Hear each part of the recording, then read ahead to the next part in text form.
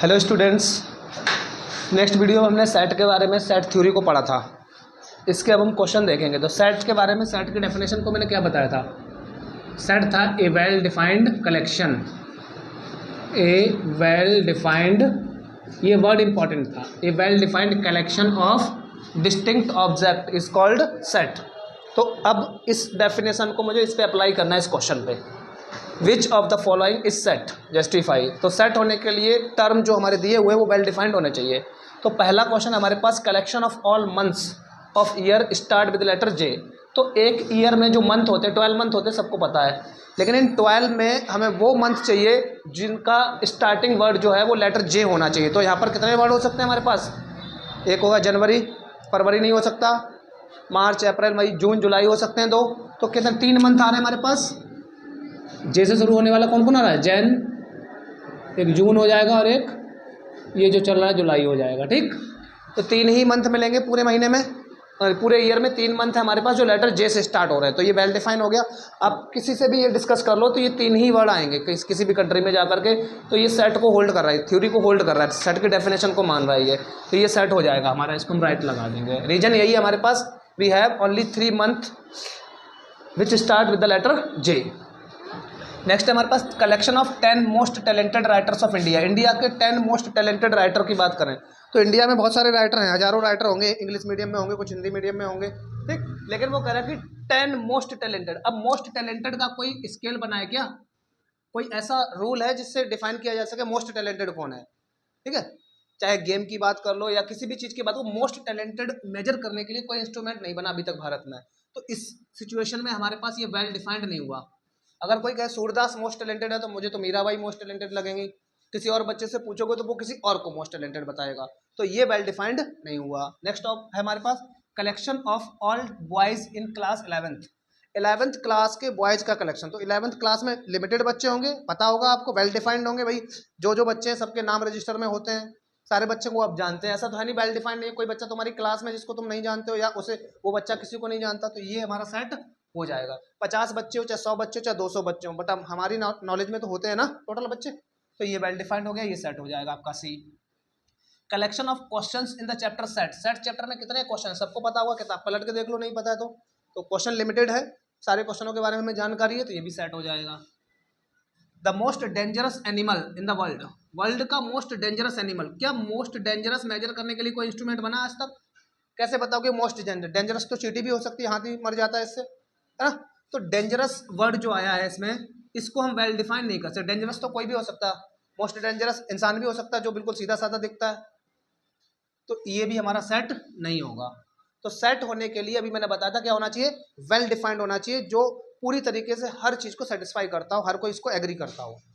तो इससे ये हमारे सेट की डेफिनेशन आपको क्लियर हुई होगी। मैंने जब डेफिनेशन दी थी तब भी आपको सेट के बारे में बहुत अच्छे से एक्सप्लेन किया था।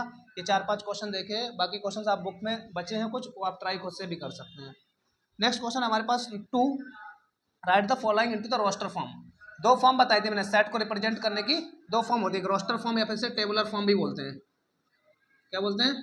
टेबुलर फॉर्म, ठीक है, या रोस्टर फॉर्म या टेबुलर फॉर्म। नेक्स्ट क्वेश्चन 2 है हमारे पास, रोस्टर फॉर्म या टेबुलर फॉर्म, ठीक। तो रोस्टर फॉर्म में पहला सेट हमारे पास A X such that x is an integer. X हमारे पास इंटीजर होंगे, कौन से इंटीजर होंगे? Lying between -3 to 7। तो क्या आ जाएगा इसमें, ए इज इक्वल टू -3 से लेकर के 7 तक।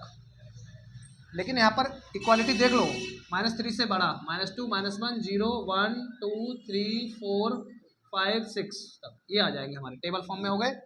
-3 से बड़े और 7 से छोटे। नेक्स्ट हमारे पास X, X is the two digit number which whose sum is 8, whose sum is 8।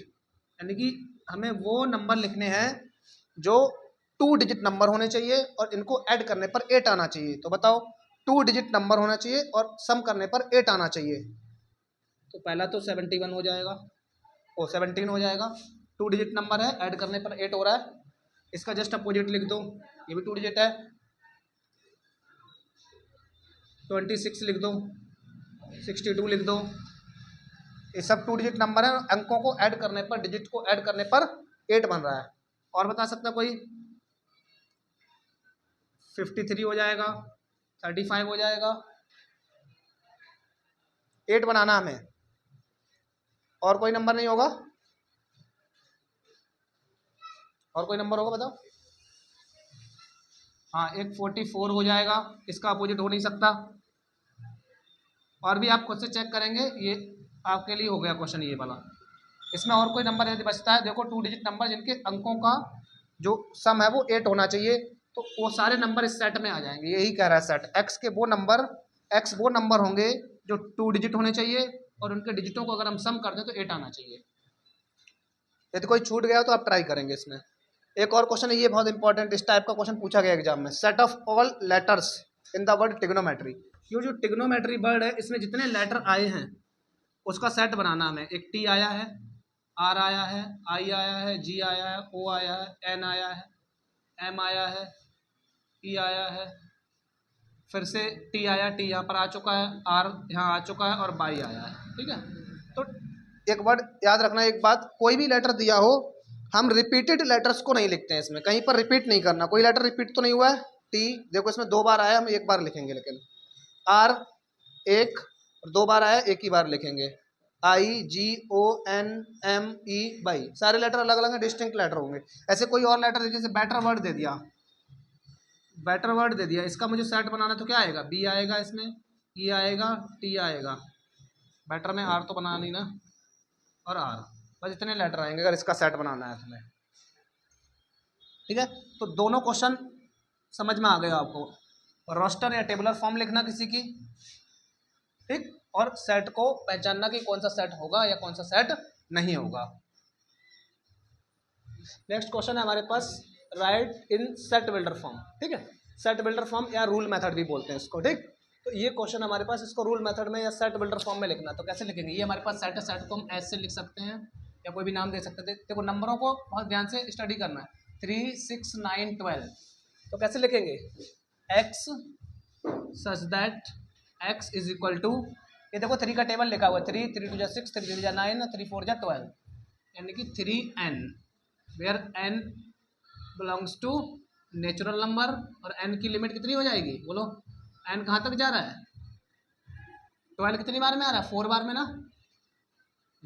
ये हो गया हमारा बिल्डर फॉर्म, यानी कि x वो लिए जाएंगे जो 3 के मल्टीपल होंगे, और 3 का मल्टीपल किसका होगा? नेचुरल नंबर का। नेचुरल नंबर हम n की वैल्यू 1 से लेंगे, 3 बन जा 3, n की वैल्यू 2 लेंगे, n की वैल्यू 3 लेंगे और n की वैल्यू 4 लेंगे, 12 तक आ जाएगा। इसमें देख लेते हैं, s is equal to X such that, हर एक को ऐसे ही लिखना है, बस इसको स्टडी करो। 2 2 जा 4, 4 2 जा 8, अच्छा ये पावर में चल रहा है, x इज इक्वल टू 2 की पावर n, देख लो 2 की पावर n, यहाँ पर n क्या है हमारे पास? नेचुरल नंबर है, और n की वैल्यू हमें चाहिए है कितने तक चला जाएगा? 5 तक।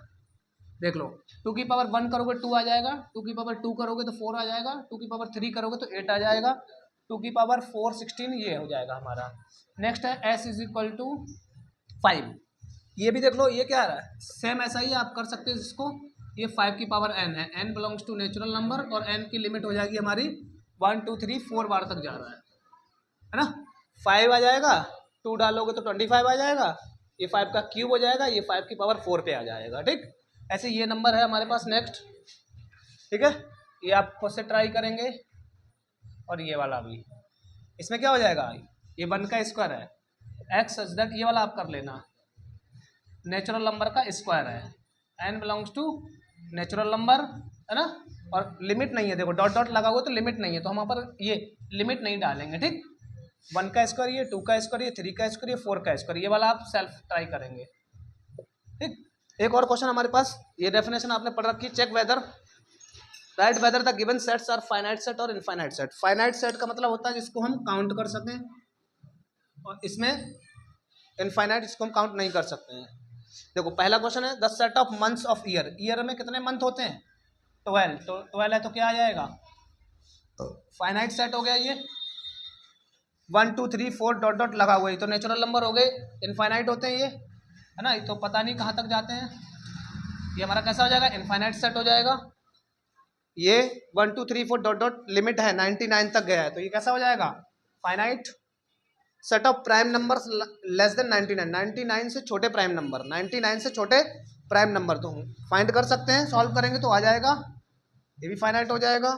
Set of parallel lines to the x axis, अच्छा ये देख लो जरा, ये हमने पढ़ा हुआ है, ये हमारी एक्स एक्सिस होती है, ये वाई एक्स एक्सिस के parallel 1 line 2 line 3 line 4 line 5 line. जी देखो एक्स एक्सिस के पैरेलल हम कितनी भी लाइनें ड्रॉ कर सकते हैं। तो ये कैसा हो जाएगा, इनफाइनाइट, है ना। एक्स एक्सिस के पैरेलल ऊपर भी लाइनें खींची जा सकती हैं, जगह कम पड़ गई और बढ़ा लो, नीचे भी खींची जा सकती हैं, तो एक्स एक्सिस के पैरेलल ही। तो यहाँ पर infinite number of lines can be drawn parallel to x axis. Set of animals living on earth, ये देखो अर्थ पर लिविंग एनिमल्स, किताबों में कुछ कुछ डाटा दिया रहता है लेकिन एग्जैक्टली हम नहीं बता सकते कि अर्थ पर कितने एनिमल लिविंग हैं, है ना। सारे क्रिएचर हम गिन करके नहीं बता सकते ना, ये भी हमारा इनफाइनाइट हो जाएगा। ये नहीं कि कोई कहेगा कि सर बायोलॉजी में बताया जाता है कितने एनिमल इतने मैंने, एग्जैक्टली बायोलॉजी में भी काउंट नहीं होता है, तो ये इनफाइनाइट हो जाएगा। ठीक, आगे और क्वेश्चन देखते हैं। नेक्स्ट क्वेश्चन हमारे पास, ये जो सेट गिवन है हमारे पास A B C D E F G जो भी है, इनमें से हमें इक्वल सेट और इक्विवेलेंट सेट, तो पहले तो इक्वल सेट और इक्विवेलेंट सेट होते क्या उनके बारे में बात कर लेते हैं। डेफिनेशन में हमने पढ़ा दिया है यहाँ तक आपको। इक्वल सेट वो होते हैं जिनके ऑर्डर बिल्कुल ही इक्वल हो एलिमेंट वाइज। जैसे मान लेते हैं यहाँ पर हमारे पास एक सेट है बी, अगर मैं इक्वल सेट की बात करूँ, ठीक है, इसका कार्डिनल नंबर सेम होते हैं, ठीक है। बी हमारे पास देखो, बी में जो एलिमेंट है 1 2 3 4 वही एलिमेंट डी में है, देख लो 1 2 3 4, तो ये इक्वल सेट हो गए। नेक्स्ट अगर हम बात करें इसका 2 4 8 12, और यहाँ पर ये चेंज है, यहाँ ये भी चेंज है, तो बी और डी कैसे हो गए, इक्वल सेट हो गए। इक्विवेलेंट सेट मैंने आपको वो बताया होगा जिसके कार्डिनल नंबर सेम हो, एलिमेंट सेम हो या ना हो। इक्वल का मतलब हो गया बिल्कुल समान, बिल्कुल एक जैसा, बिल्कुल। देखो यहाँ पर देखो बी में 1 2 3 4, डी में देख लो 1 2 3 4, तो ये इक्वल हो गए। इक्विवेलेंट, इक्विवेलेंट में देखो ई किसके इक्वल हो जाएगा, एफ के। Reason order of E is equal to order of F, यानी कार्डिनल नंबर ऑफ ई में 2 हैं 1 2, इसमें ए बी इसमें भी 2 ही हैं 1 2 1 2, तो ये इक्वल हो गए आपस में, ठीक है। यहाँ पर देख लो 1 2 3 4 1 2 3 4 1 2 3 4 1 2 3 4, तो हमारे पास ए का कार्डिनल नंबर, बी का, सी का और डी का, चारों का इक्वल है, सबका 4 4 आ रहा है। तो इसका मतलब set A, set B, set C और सेट डी कैसे हो जाएंगे, इक्विवेलेंट। ये इक्विवेलेंट सेट्स हो गए और ये इक्वल सेट हो गए। तो दोनों की डेफिनेशन क्लियर है सभी को। इक्विवेलेंट सेट का मतलब, इक्विवेलेंट सेट का मतलब होता है कि उनके ऑर्डर सेम होने चाहिए, नंबर ऑफ एलिमेंटों की संख्या सेम होनी चाहिए। एलिमेंट कुछ भी हो सकते हैं, यहाँ पर ए बी सी डी चल जाएगा या 1 2 है, लेकिन 2 यहाँ पर भी है 2 यहाँ पर भी है, तो ये इक्विवेलेंट हो गया। अगर मुझे इसको इक्वल बोलना है, इक्वल बोलना है, तो अगर यहाँ ए बी है एफ में और कोई जी सेट ले लें उसमें भी ए बी ही है, तो ये हमारा इक्वल हो जाएगा। ये क्या हो जाएगा, इक्वल सेट। इक्वल सेट होने के लिए एलिमेंट वाइज, देखो एलिमेंट वाइज इक्वल होना जरूरी है, ठीक। इक्वल सेट होने के लिए एलिमेंट वाइज इक्वल होना जरूरी है, और इक्विवेलेंट होने के लिए ऐसा जरूरी नहीं है। इक्विवेलेंट होने के लिए बस हमारे ऑर्डर सेम होने चाहिए। इसका ऑर्डर देख लो 4 है, इसका भी ऑर्डर 4 है, इसका भी ऑर्डर 4 है, इसका भी 4 है, तो ये इस सिचुएशन में ये इक्विवेलेंट सेट है। तो दोनों डेफिनेशन आप पढ़ लेना, डेफिनेशन पढ़ोगे तो ही क्लियर होगा। सेट थ्योरी बहुत इंपॉर्टेंट है, सेट थ्योरी आपको पहले सारी लर्न करनी पड़ेगी, उसके बाद आपको क्वेश्चन बहुत इजी होते हैं, 1 1 लाइन के क्वेश्चन होते हैं, बस थ्योरी सबको याद होगी तो ही आप इनके क्वेश्चन लगा पाओगे। और बहुत इंपॉर्टेंट होती है, कॉम्पिटेटिव एग्जाम में बहुत क्वेश्चन आते हैं सेट थ्योरी के। नेक्स्ट हमारे पास इक्वल और इक्विवेलेंट हो गया, उसके बाद हम सेट थ्योरी के कुछ डेफिनेशंस हैं जो मैं आपको बता दे रहा हूँ, आप बुक में पढ़ सकते हैं। पहला है सिंगल्टन सेट का, हम पढ़ेंगे